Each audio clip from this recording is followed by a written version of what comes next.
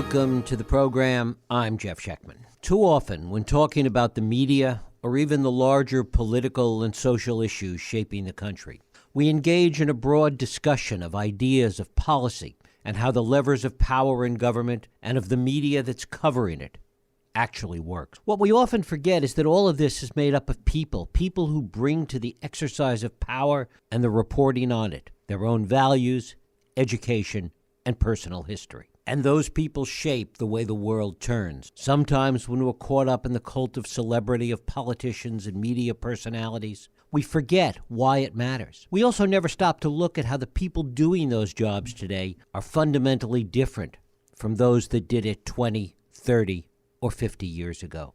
In that transition lies much of what's wrong with government and the media today. It's how we lost sight of the power of class, why we've tried to bury class differences in racial differences, and why being woke, guilty, and condescending lie at the heart of so much of our current polarization. If all of this sounds too nuanced, my guest, Batya Ungar-Sargon, is going to help us understand how it's shaping our media and our democracy. Batya Ungar-Sargon is the deputy opinion editor of Newsweek, and before that, she was the opinion editor of The Forward. She has written for the New York Times, The Washington Post, Foreign Policy, and other publications, and has appeared in numerous media outlets. She holds a Ph.D. from the University of California, Berkeley, and it is my pleasure to welcome Batya Ungar-Sargon here to talk about her book, Bad News: How Woke Media is Undermining Democracy. Batya, thanks so much for joining us. Oh, man, Jeff, that intro was so eloquent. It was so much more eloquent than anything I wrote in the book. It was just so beautifully put. What you said about how so many of our problems can be sourced back to the stories we're not telling and, the pressures that we're not acknowledging about class and how that influences everything from the stories we tell about ourselves to our politics. Yes, yes, yes. Well, thank you for that. I really appreciate it.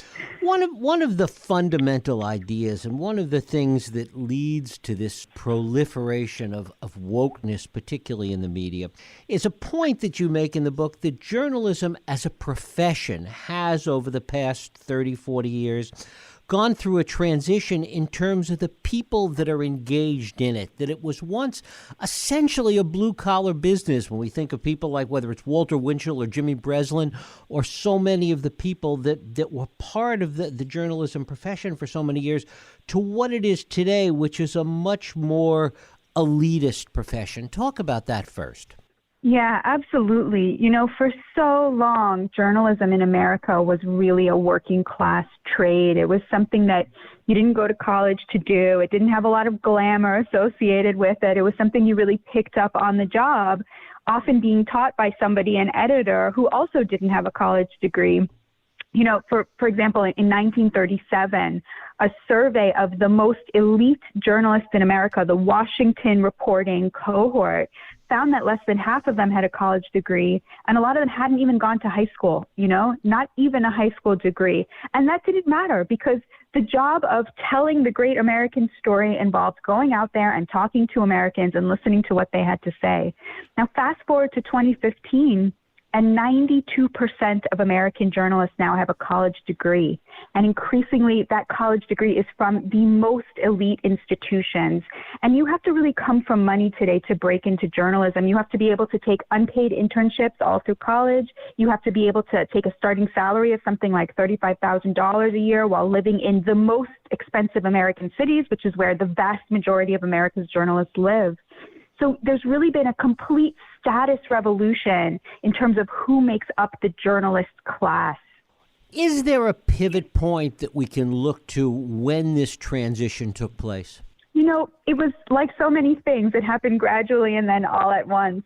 I will say that I think that, one of the major accelerants was the Watergate scandal, and it's not fictionalization, but it's portrayal in the movie All the President's Men, where essentially what you had was two plucky sexpots, right, played by Robert Redford and Dustin Hoffman, who took down a president, right, and that portrayal of journalism really lent the profession a kind of glamour, if you will, a sense that this was an important job, one that could bring fame and fortune. And that was really when you started to see people who came from the elites, really coming into the profession. So, for example, JFK, when he was in college at Harvard, he worked for the Harvard Crimson, which was the Harvard newspaper, but he would never have dreamed of becoming a journalist. It was such a low status job. And really after the Watergate scandal, you saw people who would have, gone into other more elite, more high status professions, sticking with the profession. Of course, they started demanding more money, higher salaries, which started bringing in even higher and more elite people. And so that was sort of the first major accelerant. And then, of course, with the collapse of local news, with the advent of the internet, you really saw again another major accelerant to where, there is no longer really a flourishing local newspaper culture where, in small towns across America, you would have people who, maybe didn't have a college degree or working for people who didn't have a college degree, right? Reporting on the local news. Today, journalism is really very, very coastal.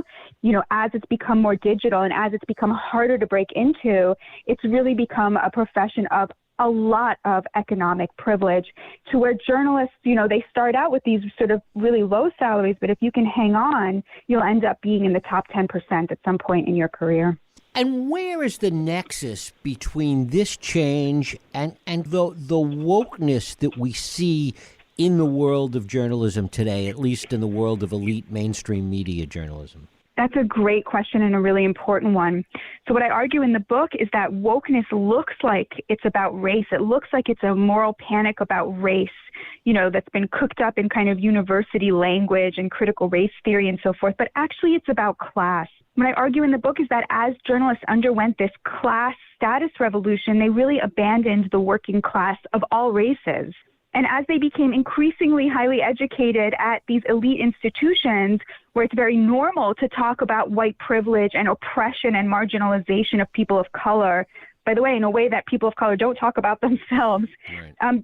This younger cohort brought this language into America's newsrooms to where around 2011, 2012, you started to see the skyrocketing of terms like, woke terms like marginalization and people of color and white privilege and white supremacy, Islamophobia, all of these words that really you didn't see in the mainstream press. They started to absolutely skyrocket. And, there's really two things going on here. The first is digital media. Digital media is very much about emotions. It's very much about getting your target audience emotionally engaged.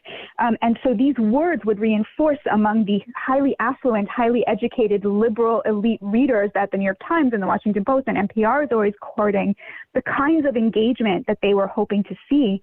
And it also has to do with just journalists not wanting to focus on this class divide that they've benefited from, not wanting to talk about the inequality that they have benefited from, right? That has elevated their fortunes at the expenses of the working class of all races. And what happened was, by writing about this, by writing about race through this academic lens that, again, is very alien to communities of color and how they speak about themselves, but is very, very familiar to anybody who's gone to Harvard or Princeton or Yale or any of these elite universities, what they essentially did was they created a market among their highly educated, affluent, liberal peers to where by 2015, white liberals had started to tell pollsters in surveys that they had these woke views about race to where they became far more extreme on race than Black and Latino Americans, right? Because their media was pushing this academic framework, and they used that to inform their public opinion. And now white liberals are much more extreme on race than Black and Latino Americans. So I'll just give you one example. Sure. Throughout 2020, the only view you could read about the police at the New York Times was defund the police. That was the only acceptable version that could make it through the editorial process of the New York Times' op-ed pages. Meanwhile, 81% of Black Americans opposed defunding the police. 81% told Gallup, this is not some, National Review, Fox News poll. They told Gallup they want the police to spend the same amount of time in their neighborhoods or more. And that's where you really see that disconnect between how affluent white liberals talk about these things and the way the communities that they are allegedly advocating on behalf of think about them. In many ways, we saw the first wave of this kind of wokeness, the things you talk about, within the academic world. Talk about how it made that jump so effectively from academia to the media. Isn't it amazing? You know, these kooky ideas that you never would have made it out of academia became mainstreamed in the media because all of the journalists of the younger cohort are college educated, right? So they've all gone to Brown, they've all taken these classes, right, in critical race theory, and they brought that framework with them in the institutions like the New York Times, the Washington Post, CNN, MSNBC. So the real question is, why didn't anybody stand up to them, right? Why didn't their sort of Gen Z elders, their boomer elders say to them, look, nobody really thinks this way, right? Go to any Black community, walk into a Black church. Nobody talks about race this way. This is cooked up in the universities, right? Like, we're not going to let you take over our newsroom with this nonsense. Why didn't anybody stand up to them? And I think that is something I go into at length in the book. That really has to do with how digital media works. It was simply very, very profitable.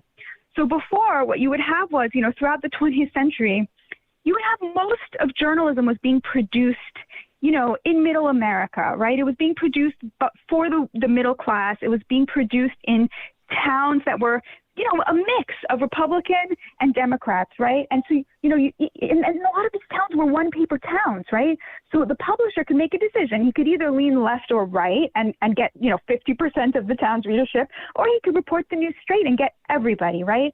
So even though the journalists themselves have always been more liberal than the average American, what you had was a countervailing force to that liberalism, to that crusader mentality in the business side of things, saying, look, we got to keep this straight because we want everybody to be able to read this and think of it as true and factual. Now, digital media, unfortunately, works in the opposite way. The business model of digital media measures success in terms of engagement. And of course, the most extreme people are always the most engaged. So what you have now is where you used to have, the New York Times and the Atlantic and the New Republic and CNN and MSNBC, and each of them was going for a different audience, a different sector of the population. Today, they're all going for the same highly educated, affluent, liberal elites. And the thing that makes those people very engaged are things like, Donald Trump, right? And the idea that America is still a white supremacy. And so now what you have is the business incentive, the profit motive is pulling in the same direction as the journalist's own kind of very extreme views on race. Let's talk a little bit about the economic model, because digital journalism has gone through several phases as an economic model. Initially, there was this sense that it was free, that people expected news and information to be free. Then there was the effort to bring in the advertising model to digital journalism, which ultimately collapsed. And now we have a subscription model where the New York Times, for example, gets 65% of its revenue from subscriptions. So there's even a greater incentive to satisfy those people that are subscribers and not to stray from that. Talk about that.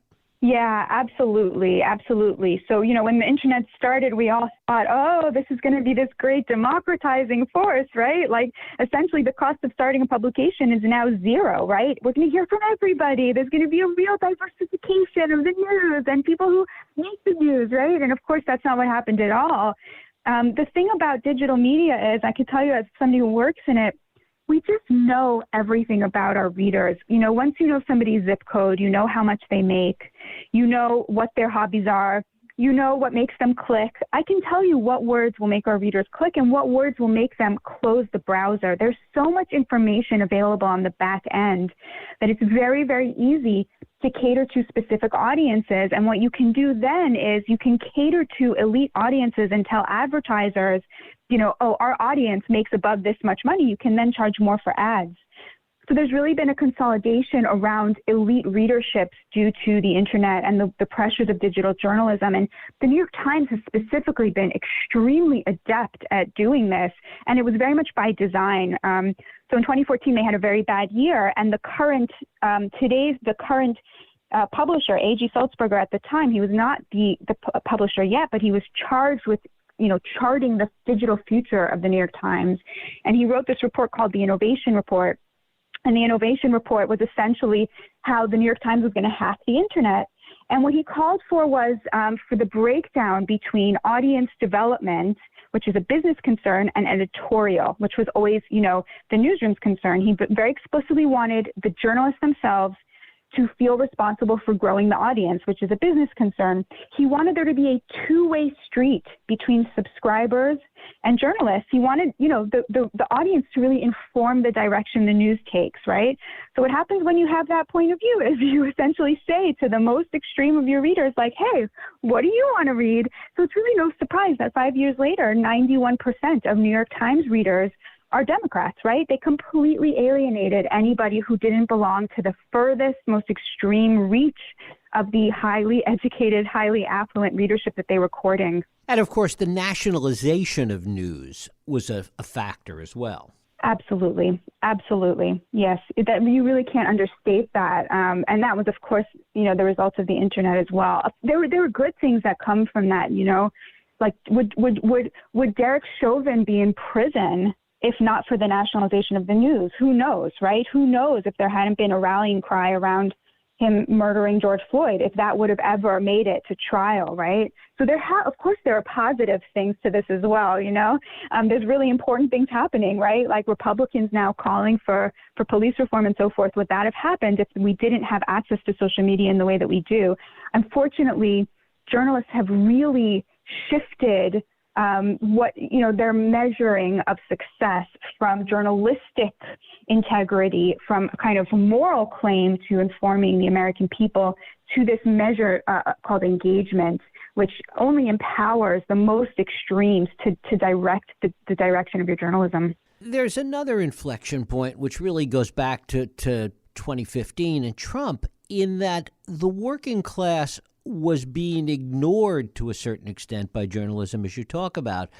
But Donald Trump weaponized that. Talk about that. Well, I don't know if I would put it that way. I think that increasingly working class Americans see themselves represented by populists like Trump.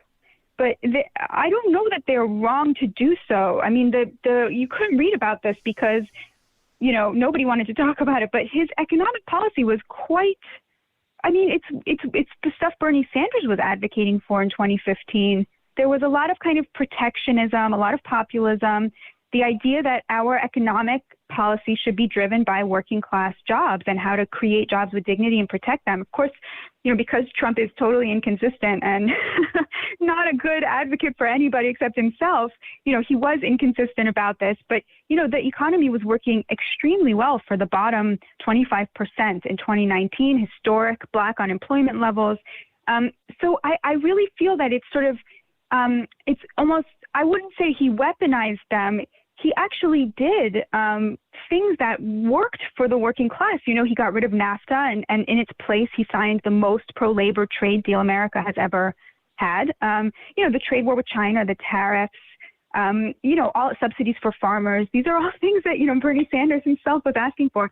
So I think that I sort of resist the idea that the working class doesn't know what's good for them. I think they recognize that the Democrats have increasingly been leaning into a college-educated set, and that class chasm of whether or not you have a college degree, it's very, very deep, and I think it's very, very dangerous, and it seems to me a shame that the Republicans have ended up on the right side of that. To a certain extent, though, Trump, in making the press what he called the enemy of the people, really did exacerbate this divide.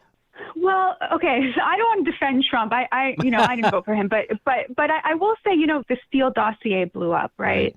The Steele Dossier was a collection of quote unquote proof that Trump had ties to Russia. Russia even had compromat on him and was directing him this way and that way, and it really started this whole Russiagate, what turned out to be a conspiracy theory, right? It's the guy who behind the Steele Dossier was just arrested for lying to the FBI, and the media just ran with that. I mean, it confirmed everything that they wanted to believe. And so now in retrospect, it's sort of hard to say. I mean, fake news. Like, it did turn out to be fake news. A lot of it turned out to be fake news. And I think that there was another option available, even at the time, for Democrats to say, look, this guy's a bore. Yeah, he's gross. He tweets in a gross way. But, look, he's got his head on straight when it comes to economics. Let's kind of try to get where we can. And instead, they waged what to me looks a lot like a class war against his supporters. So I feel, I hear what you're saying. I don't want to be the one defending him, but at the same time, a lot of that reporting turned out to be pretty fallacious. Talk about that class warfare, because it is one of the things that Trump understood and that he was able to market successfully.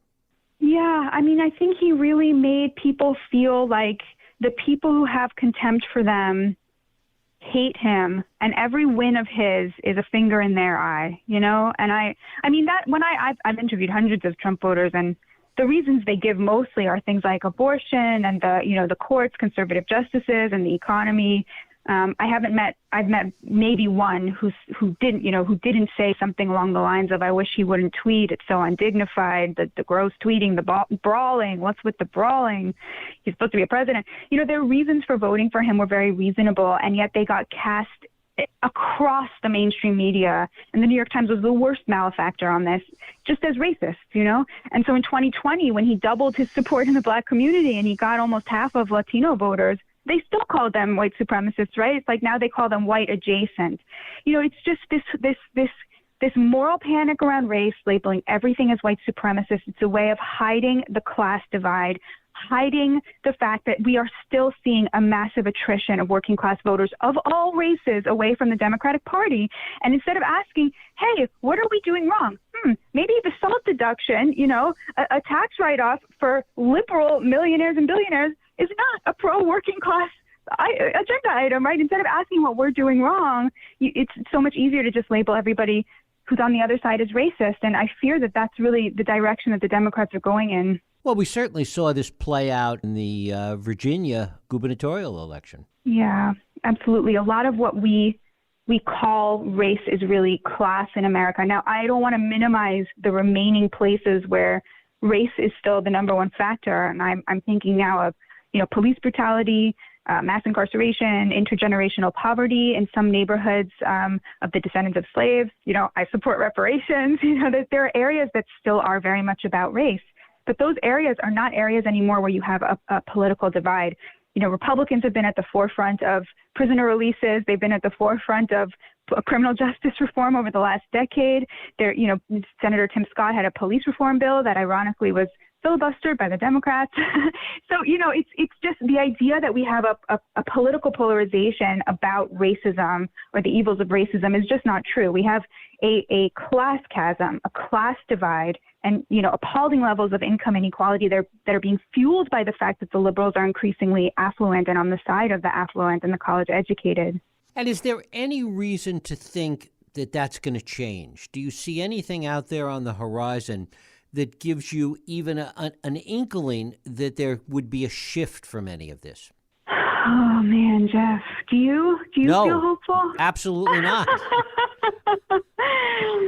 I feel like the American people are too smart for this nonsense, and there's been a mass consumer boycott of the news, and I think that's a good thing, and I'm hoping that will – I think you are seeing places like the New York Times and CNN really starting to do some soul searching about the kinds of narratives they've pushed and just how in their bubble they are, how elitist they are, and the use of real Black pain in order to further the economic agendas of liberal elites, just happening across our media outlets. Is just, I do think there is a little bit of soul searching. How far it'll go, I don't know, because like I said, I think that this kind of moral panic, it really drives clicks. But I'm hoping that the American people will right the boat, will right the ship where the elites who claim to be better than them can't.